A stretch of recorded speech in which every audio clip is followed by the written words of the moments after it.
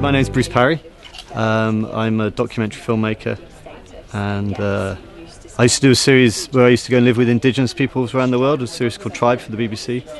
And then I did a trip down the Amazon looking at globalization, a trip around the Arctic looking at climate change, and currently just about to bring out a film called Tawai, A Voice in the Forest, which is all about our relationship with nature and what happened to us in the transition from hunter-gatherer to farmer.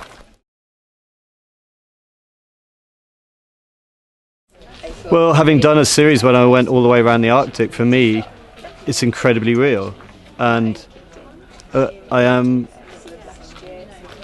am duly concerned. You know, it was very, very weird having had the opportunity to go and experience what I experienced in my trips around the world, and then come back and then hear just these endless debates where it was like, it was so obvious to me in my own experience that it was real and that it was human induced, and yet the debates continued, and I get it why, but it's very sad for me because it's so evident in my own life, in my own experiences, that was the case.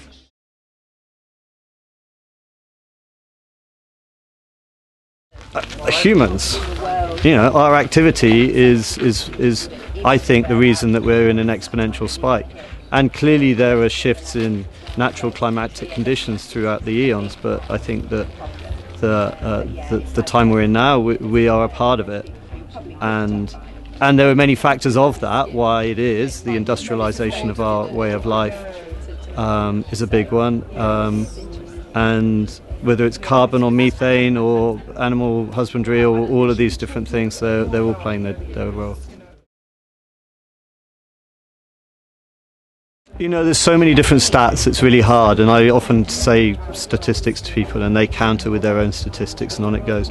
But having spent quite a lot of time in the Amazon, when you see that the old growth forests of the world are a place for carbon sinking, where clearly the need for our forests is so important in our combating climate change, and to see that nearly all of them are going at the moment either for cattle or soya, at least in the Amazon, and the soya being feed for cattle or pigs or sheep or whatever in other places, not sheep.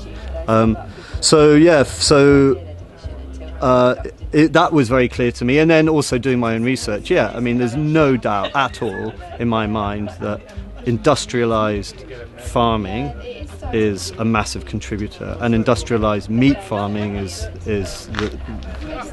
probably the highest of all of that.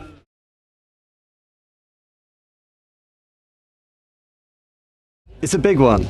It's a big one. It invites us to look at ourselves, and a lot of the big organisations don't necessarily mention it because it's so close to home that there's other things that we can talk about without inviting that look at ourselves.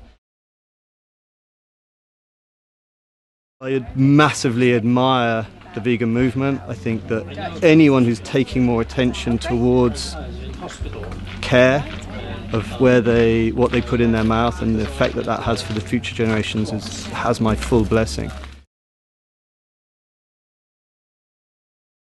Think of your children, you know, think of the future generations. You know, I love the fact that there's tigers in the world. I love the fact that there's walruses and whales, and you know, I love the biodiversity of this planet, and we are destroying that. And if I really love my kids, then I would love them to have the same life as I've had. And for me to just soak it all up for my own personal gain and not really care about the future just feels weird and selfish, and so this is a big part of that. We have to be aware of the effects of the way that we live our life in the future generations. I mean, maybe we're going to get to come back, you know, who knows what's going on, but that's the driving force. And so, you know, get down with it. And like, vegan food when it's cooked well is amazing. It's amazing. You feel so good. When you put a factory farmed animal into your mouth, it tastes like it. When you're really feeling sensitive in your body, it doesn't taste healthy. It just doesn't. And well cooked, locally outsourced, loved food, prepared with love, wild food especially, that stuff's amazing. You feel great.